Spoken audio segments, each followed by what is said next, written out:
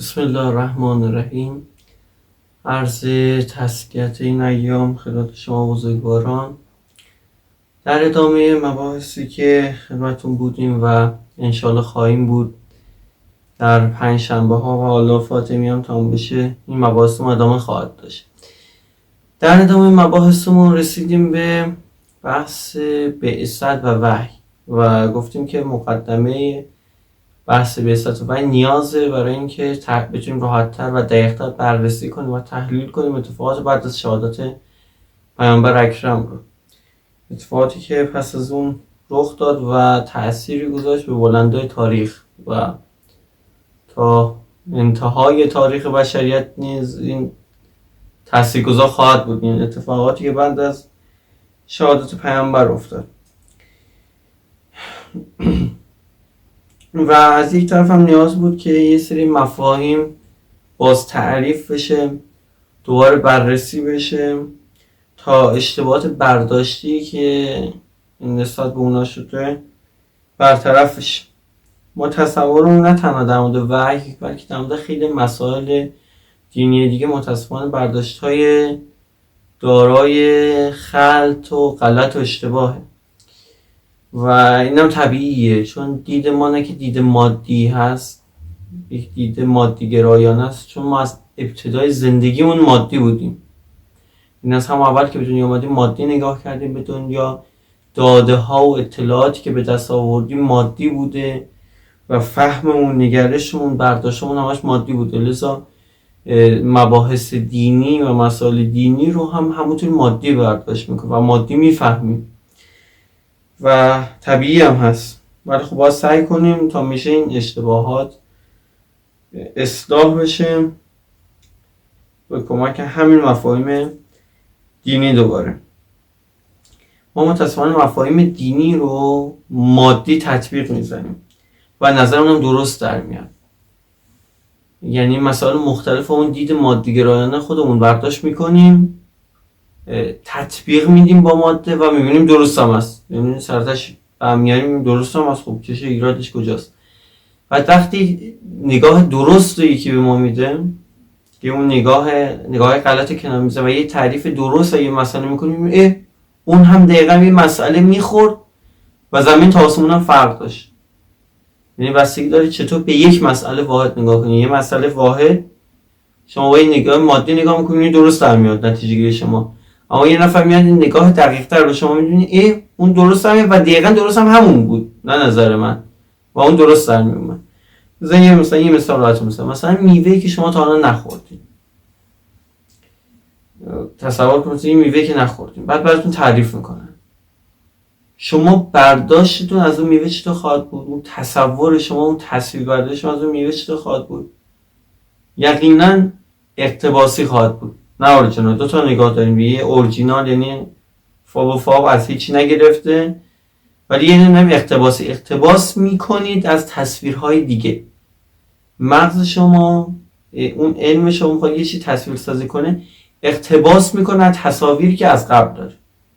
اون تصاویری که از قبل داره چطوریه و چه تصاویری داره که به این شباهت داره، میره اقتباس میکنه از نزدیکترین میوه‌ای که بیشتر شباهت با این تعریف داره.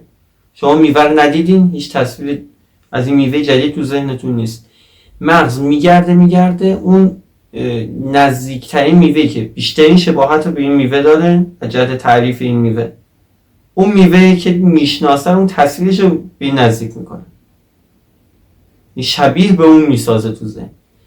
یا اینکه اقتباس از چند تا میوه است، یعنی شکل رو از یک میوه که شبیهشه میگیره، مزه رو یه مزه‌ای که حس کرده رو قبلا که نزدیکتر به اونه، مثلا قیافه رو از موز مثلا میگیره، میگه آقا نونم دراز، نونم زرد، اینا خب میگه موزم دراز و زرد، اینا با موز.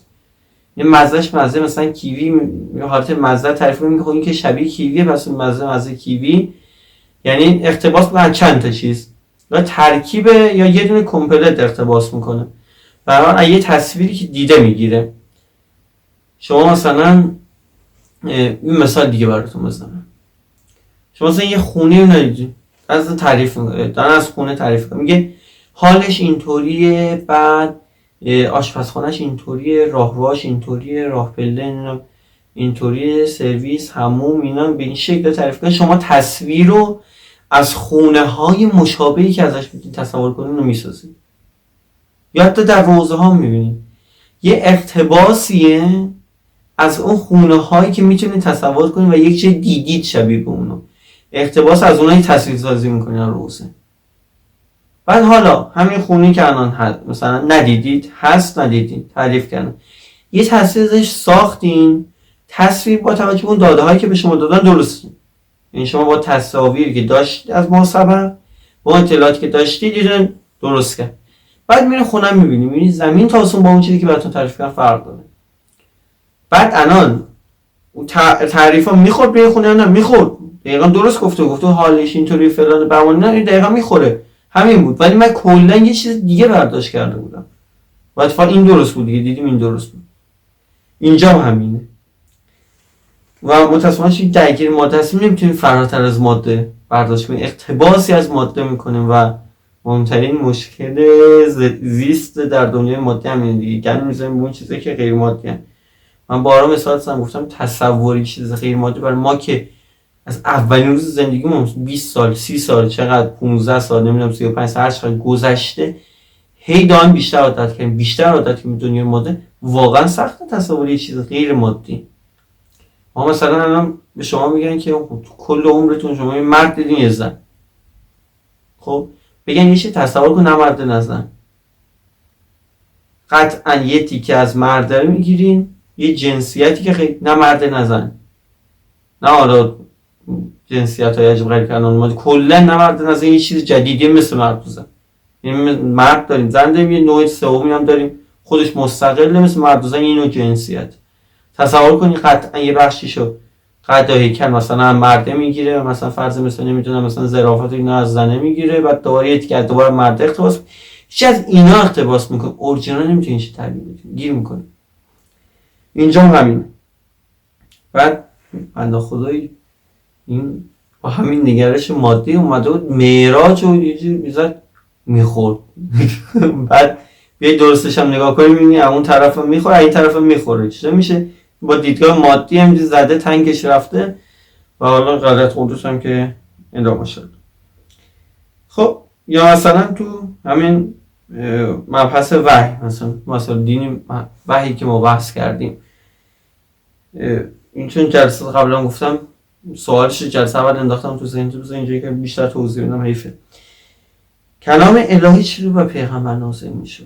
بسم الله، این هم شروع میشه با همون نگاه مادی. اولین تصویری که ما وحی داریم چیه؟ این که فرشته هم بالا میاد پایین میشینه با پیغمبر داره حرف میزنه. خب سوال اینه که خب از بالا میاد پایین، اول این که مثلا بالا خبریه، مثلا بیربار چی میشه؟ جو خارج میشه دیگه، میرسه سیاره دیگه تاش منظومه کهکشان خارج میشه. من بالا مگه خبری؟ من با خدا مثلا بالا نشسته، بالاتر کهکشان ها از اون کیلومترها اونورتر، هزاران کیلومتر اونورتر اونور کهکشان اونجا نشسته. مثلا این کفر محض، یه جا گرفته نشسته، این جسم داره خود جایی میشینه، جای خاصی مباشه نیست. بچه اینجوری برداشت میکنه، احساس میکنیم چون بالا مرتبه بالا هست، بالا یعنی بالا، نه بالا به معنی بالا نیست. خب اشتراک لفظی هست. خب ثانیه اینه که مگه فرشته حرف میزنه؟ خب یا مثلا فرشته مگه حرکت میکنه؟ فرشته حرکت نمیکنه.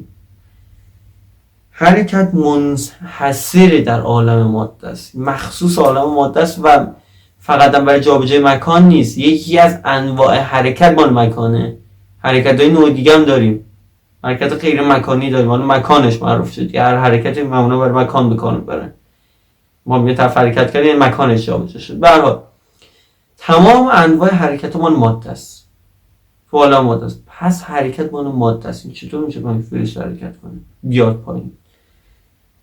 خلاص حرکت جلسه اول من یکی دو تا سوال انداختم، حیفم یکی که بذارین توضیح بدم و بریم ادامه بحثمون. حرکت در جابجایی به وجود میاد و حالا بیشتر معروف به جابجایی مکانی و در نتیجه حرکت زمان به وجود میاد. یعنی چی؟ یعنی مثلا میخوایم بگیم طرف ابتدا نقطه الف بوده، نقطه A بوده، بعد اومده نقطه B، الان در نقطه B و میخواد بره نقطه C. برای اینکه این جابجایی بفهمونیم میگیم قبلا الف بود، A بود، حالا اومده نقطه B الان و بعدن میخواد بره نقطه C. یعنی حرکت مولد زمانه، حرکتی که زمان رو به وجود میاره و حرکت علت پیدایش زمانه. یعنی کل تعریفات ما از زمان رو تحت شعاع قرار میده. یعنی زمان رو قرار میده برای فهم این تغییری که حرکت به وجود آورده. و جالبه که هر حرکتی زمان خودشو داره و ما اعتباراً زمان مخصوص حرکت زمین رو برای حرکت دیگه هم به کار میبریم اعتباراً، ولی هر کدوم زمان خودشون دارن. خود اینو دیگه وارد بشیم خیلی بحث پیچیده میشه. به هر حال زمان حرکت ناشی میشه. حالا یه سوال، یه جایی که حرکت نباشه قاعدتا چی نیست؟ زمان هم نیست، چون حرکت علت زمانه. وقتی حرکت که زمان رو به وجود میاره خودش نیست، پس به تبعش زمان هم نیست. پس در عالم غیر مادی ما حرکت که نداریم، فلذا زمان هم نداریم. پس یعنی میگه چرا خدا بدون زمان؟ چون این مسائل غیر مادی هستن، نه تنها حرکت ندارن، به تبع حرکت زمان هم ندارن. حالا باید سوال پیش میاد، یه فرشته قبل از آدم بودن، چی میشه این؟ آره باشه تو ذهنتون طلبتون یه روز وقت بود راجع به این بحثا چندین جلسه با بحثای جذاب که مردم نشیندن، واقعا هم حیفه و تعریف درست صحیح نشیندن، تصورات غلط مونده. و اما حالا جبرئیل چطور میاد وقتی حرکت در عالم ماده نیست؟ چطور میاد؟ ساده ترین مثالی که من همیشه مثلا بحثش پیش میاد برای دوستان و باقی اینا میزنم، میگم شما خواب، بهترین مثال خواب، شما تو عالم خواب میبینی رفتی مشهد، حالا غیر مشهد یا که خودش مشهد، خواب میبینی رفتی مشهد، رفتی حرم امروز، شما حرکت کردی رفتی مشهد؟ نه. چرا حرکت کردی رفتی مشهد؟ آقا مثلا مسیر شهر ما مثلا تا چه مثلا 6 ساعته 10 ساعته، بعد مثلا هواپیما مثلا 40 دقیقه است، آقا حداقل 5 دقیقه دیگه راه هست دیگه حرکت کنی برسیم. شما حرکت کردی؟ نه. چشم گذاشت وارد خواب شدی تو مشهد بودی. این چی شدین؟ شما با خوابیدن وارد عالم رویا شدی، یه عالمی که خودت ساختی، یعنی یه عالمی کامپلت ساخت خودته، ذهن اون یک دنیا ساخته، اون یک عالم رویا پردازی و خیاله. شما تو خواب میبینی یه نفر مرده چون شما تو خواب تو رویات کشتیش، هم مرده در واقع. بعد این حالا یه سوال، این مشهد الان هم مشهدی که اینجاست، همین جایی که تو شرق کشور شما شرقه، حرم آموز همون جایی که تو مشهده، این تو خواب همونه؟ نه اونجاست. این چیه پس؟ این یه الگو سازی در عالم رویاست از اون. شما وارد این عالم شدی. چطوری؟ شما با چی اونجا رفتی؟ با جسم رفتی؟ نه، جسم که خوابیدن و تو بستر غیر فعال آفلاین گرفته خوابیده، تکون نمیخوره. با چی رفتی اونجا؟ با روح چیه؟ غیر مادیه، غیر مادی، حرکت نداره، بدون حرکت رفته توی عالم دیگه، تو عالم رویا میچرخی. اینا در واقعیت نچرخید. روحه که اونجاست، جسم که بیتر. و وقتی که جسم فعاله، در فعالیت انجام، این روح متمرکز بر این جسم. اما به وقتی که جسم غیر فعال میشه، وارد عالم رویا میشه یا عوالم دیگه میشه و در اونجا حرکت داره، یه میری تو مشهد، تو حرم امروزا میچرخی، میری بازار رضا مثلا چارت خرید میکنی، اینا داری جابجا شدی؟ نه، مثل جابجا شدن جابجا نشد. تو اون عالم خواب شما جسم دارید، مثلا دارید یه جسم خود میبینید، یه بدنی دارید در حرکت، یه جسم خوده؟ نه، جسمی که اینجا خوابیده اون چیه؟ اون شبیه این جسم در آن عالم. فلذا اینجا خیلی سوال حل میشه که خب قیامت که غیر مادیش میگن جسمانیه، خب ماده که نیست، جسم کجا میاد؟ اینجا سوال حل میشه. خیلی سوالای ما با عالم ماده حل میشه واقعا. به هر حال شما چطور وارد اون مشهد شدید؟ وارد حرم امام رضا شدید؟ عالم عوض کردیم مگه نه؟ فرشته هم همین. عالم عوض، در عالم عوض کردیم حرکت میکنیم. عالم عوض کردیم. وارد عالماتش حرکت نمیخوام. به هر حال این هم یه نکته‌ای که واقعا نیاز بود. در نتیجه گفتیم که وحی پرونده نخست بشریت. اگر وحی نبود بشریت در حد حس مادات باقی میموند و هیچ وقت نمیتونست فراتر ماده رو حس کنه. و این وحی بود که کمک بشریت که با تمام طول و تفاصیلی که دادیم گفتیم ابتدا پیغمبر وحی رو حس میکنه، واسه وحی حس میکنه، اون معارف الهی و مدارج بالا حس میکنه و حالا پیغمبر با یه واسطه اون حس به مردم انتقال میده. یه واسطه میخوره، اونهایی که نمیتونن حس رو دریافت کنن حس پیغمبر حس میکنن، در عمل کار پیغمبر میبینن، حس میکنن اون دینو. خب به هر حال حس در مردم تقویت میشه به واسطه پیغمبر و اینجا رو کار دارن. خب مردم تحت تاثیر حس پیغمبر قرار میگیرن، هیجان در مردم به وجود میاد، با شور و شعف این پیغمبر یاری میکنن. اون نکتهش اینجاست. اما فقط هیجانی هنوز ریشه مردم درست شدن یا نه؟ نکته اینجاست. اون مردمی که زمان پیغمبر بودن حس پیغمبر حس کردن، حسی ارتباط گرفتن، دین رو فهمیدن، هیجانات داشتن به وجود اومد، با شور و شعف پیغمبر یاری کردن. گفتم اونا اما هنوز اون ماسبق در عمق وجودشون ریشه داره. هنوز اون ماسبق هست و یه سری هیجان رو روش گرفته و واسه هیجان دارن برای دین کار میکنن، اما هنوز یک پیشینه‌ای دارن. اینجاست که نکته ماست که میگه این حس که بود، هیجانات بود، اما هنوز اون ماسبق مونده بود و چیزی که از اسلام اینا دریافت کردن فقط هیجان بود و در مرحله هیجان مونده بود، رشد نکرده بود. و وقتی هیجانات فقط هیجان بمونه، هیجان فروکش میکنه، بمونه میره کنار، دوباره برمیگردن به حالت قبل. آیه قرآن نگاه کنید.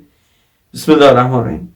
و ما محمد الا رسول قد خلت من قبلی رسول افا مات او قتل انقلبتم علی اعقابکم و من ینقلب علی عقبیه فلن یضر الله شیئا فسیجزی الله الشاکرین. میگه پیغمبرم که فرستاده ماست، رسولی حضرت محمد که رسولی خب بیشتر که نیست، به هر حال باید یه روزی یا شهید بشه یا کشته بشه، یا کشته بشه یا به مرگ عادی رحلت کنه. بعد این میخوایم برگردیم اون حالت اولتون؟ یعنی قراره من هی باید یه پیغمبر نگه دارم بیروزی باید فوت کنه از این دنیا بره؟ ما باید تا ابدالدر هی نگه دارم تا شما کارتون انجام بدین، تا شما دینتون حفظ کنین و اگه بمیره هیجان رو فروکش میکنه، تموم اسلام میذارین کنار که در عمل هم همین بود. حالا ممکنه سوال براتون پیش بیاد که حالا شاهدی هم برای ماجرا داریم که اثبات کنی که این هیجانات بود، لایر گرفته بود و اینها هنوز از بن درست نشدن، فقط در مرحله هیجان مونده و بعد این هیجان فروکش کرد، دوباره برگشتن از درجه اولشون؟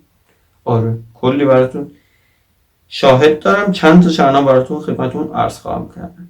شاهد اول، دلیل اولم یه دونه براتون نقل تاریخی میکنم از سیرت نبویه ابن هشام جلد 2 صفحه 499، همچنین در الطبقات الکبری جلد 2 صفحه 117، المسند ابن حنبل جلد 3 صفحه 188، تاریخ طبری جلد 3 صفحه 94، البدایه و نهایه جلد 4 صفحه 357 و اصلا دیگه که حالا دیگه نیاوردم که طول نکشه داستان داشته باشه. در جریان غزوه حنین که بعد از فتح مکه به وجود میاد، تو این جنگ که پیش میاد پیغمبر یه سپاه ترکیبی از مردم مسلمین مکه بعد فتح مکه است، اما مسلمین مکه با انصار جمع میکنه میرن جنگ. بعد که پیروز میشن پیغمبر تصمیمشون بر این بوده که غنایم رو یک جا بدن مسلمین مکه. چی میشن الان اون طرف انصار یهو این هیجانی رو میزنه که یهو یه بک میزنه یا یه چیزی میزنه بیرون ازش، میفهمیم که هنوز ریشه درست نشد، هنوز تفکرات دارن، یا یه بک میزنه چی میشه؟ یه پیغمبر الان مکه رو فتح کرده، قوم و قبیله شد دوباره دیده، برگشته پیش اونا، یارا دیگه تمام دیگه تاریخ انقضا انصار ما انصار رسیده، فک فامیلش دیگه هوای اون فک فامیلا رو داره، غنایم رو داد به اون. این بحث میپیچه، اینقدر میپیچه به پیغمبر، خود پیغمبر میرسه. پیغمبرم آدم میفرسته که قبیله اوس خزرج انصار مدینه جمع کنه. بعد میگه که این چه حرفی رو انداختی که میگه محمد الان قوم قبیله دیده دیگه انصار فراموش کرده و داره پارتی بازی میکنه، فکر عشیره و فلان اینای خودش، این چه حرفی که دارین میزنین؟ و ادامهش قشنگه، پیغمبر چه جوابی میده اینجا جالبه. خب این مشکل که یهو این الان رگه زده بیرون بحث پیش اومده، چیکار میکنه پیغمبر؟ این دو تا لبه داره، یه لبی آنی داره، یه راه حل درمان آنی داره، یه راه درمان بلند مدت، لبی بلند مدت داره. پیغمبر علاوه بر این که بلند مدت رو در دستور کارش داره، باید بلند مدت کار کنه با اینا، اون لحظه باید درمان آنی بده، داروی آنی بده و مسئله درست کنه. چی میگه پیغمبر؟ اینجاش خیلی قشنگه. روش درمان چیه؟ درمان لحظی احساسات، هیجان، دوباره حس رو دوباره یه پالس میده، حس رو تقویت میکنه، دوباره اون هیجانات رو تقویت میکنه. نگاه کنید چی میگه؟ این قریب مضمون آوردم اینجا. میفهمن که آیا راضی نیستید از اینکه اهل مکه با گرد آمدی از اموال پوچ به سرزمینشان بازگردن و شما با پیامبر به سرزمینتان بازگردین؟ آیا غنیمت شما از غنیمت آنها بزرگتر نیست؟ زیرا شما با پیامبر به مدینه باز میگردید و آنها با کوله باری از مال به مکه برمیگردن، کوله بار مالی که بین میره. شما پیغمبر رو دارین میگن اونا دا مال رو دارن میبرن، جمعیت در تاثیر قرار میگیره، هیجانات دوباره میاد بالا. یه شاهد که یه جای دو عمل داده، غنیمت ها داده به فک فامیلان، این داره قوم عشیره بازی در میره فلان. شاهد دوم که این شاهد من الان اسناد ایناش نمیره، این مفصل جلسات بعد ما مفصل بحث کنیم، چون یه جلسه بحث این جملات هم یکی دو جمله بحث کنیم. بعد شهادت پیامبر مهاجرین تو بحث با انصار، بحث سقیفونه چی میگن؟ میگن که سلطنت مال قریشه، سلطنت محمد ارث قریشه، حق برای این سلطنت مال قریشه. حالا بحثش چیه؟ مفصلش میمونه. مگه پیغمبر تاج تخت را انداخته؟ مگه پادشاهی، مگه امپراتوری را انداخته پیغمبر؟ یعنی معلوم میشه برداشت که اصلا حکومت پیغمبر، اون برداشت که پیغمبر باید داشت، برداشت صحیح داشت پیغمبر، اون برداشتی که پیغمبر میخواست از حکومت داشت اصلا اینه نداشتن. این برداشت تاج سلطنت محمد برای پیغمبر، برای عشیرهش قوم که داری پادشاهی تقسیم میکنی، تاج تخت مگه شخص میشه درک خواستم نداشته اینجا. چه این بروز داد؟ پیغمبر دنیا رو هیجان رو یه روز فروکش کرده، یا پالس آمده بالا حکومت نصرا. یه سری جای دیگه تاریخ هست دوباره یه سری چیزا بروز میدن، میفهمیم مثلا اسلام اینا کلا هیجانی بودن، مرحله هیجان بروز نکرد، مورد مرحله بعدی نشده اصلا. این کمپلت همونی بودن که بودن، هیجانا برایش غلبه کرده، برای اسلام کار کردن. بعد چی از زمان پیغمبر گذشته این هیجان اومده پایین‌تر.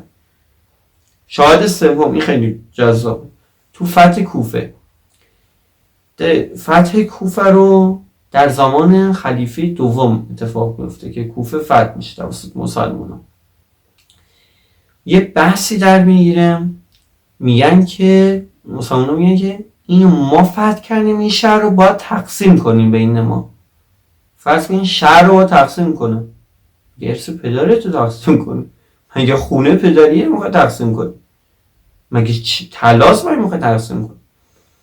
بعد اینجا امیرالمومنین وارد میشه، میگه که خب نمیشه، شهر رو که تقسیم نمیکنه، نسل بعد ما میخواد ازش استفاده کنه، مال باباتون که نیست میخواد تقسیمش کنیم برین، ارث مگه. اینجا قشنگه. اینجا چرا این بحث پیش میاد؟ فشار میارن به خلیفه، میگن ما رفتیم جنگیدیم حالا باید ارسال بدیم. بحث ارسال هیجان رو فروکش میکنه. اسلام فراموش، زحمت کشیدیم بده دونگو بیاد، از چی زمین رو که پاره کن شهر بده ما یه تیکش. فشار میارن به خلیفه. نگاه کنید حالا جالب سرنش بذار براتون بخونم. هر رو عمر با یاران رسول خدا درباره زمین کوفه مشورت کرد. برخی از آنان به او گفتند آنها را میان ما تقسیم کن. سپس با علی مشاورت کرد. اونا گفتن بین ما تقسیم کن، حالا افسار همین را بود. ایشان فرمود اگر امروز آنها را تقسیم کنیم برای کسانی که پس از ما میآیند چیزی باقی نمیماند. پس آنها را در اختیار آنان بگذار تا در آن کار کنند، این گونه هم برای ماست هم برای افراد پس از ما. میگه بده بهشون کار کنه و نده به خودشون تا اینکه بمونه برای بعد ما. تاریخ یعقوبی جلد 2 صفحه 151 و 152.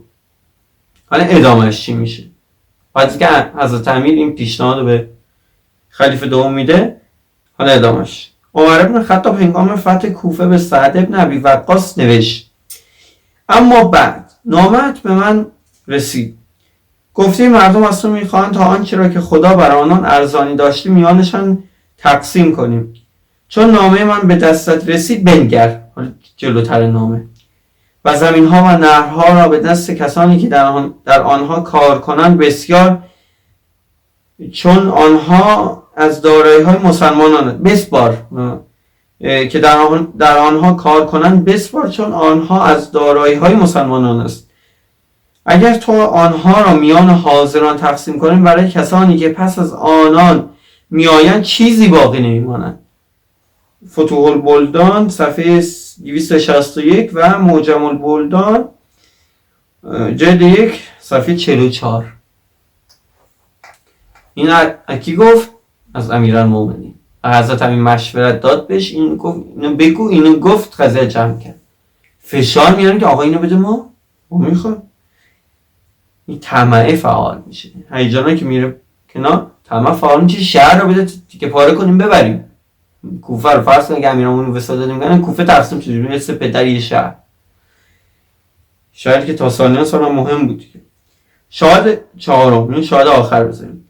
وقتی که قبل از فتوحات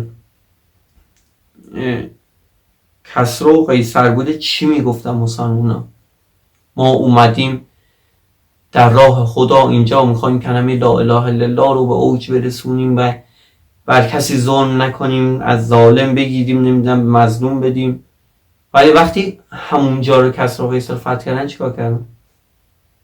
اونجا که هیجانا رفت کنار، پول اومد، طمع اومد وسط، اون ریشه برگزد ریخ بیرون. و میفهمیم که اصلا اینا تفکرات خودشون داشتن، همه چیز خودشون داشتن. هیجانات اومد یه برهه‌ای غلبه کرد و بر اسلام داشتن کار میکردن. تازه حالا میفهمیم بعد زمان پیغمبر چه اتفاقاتی افتاد.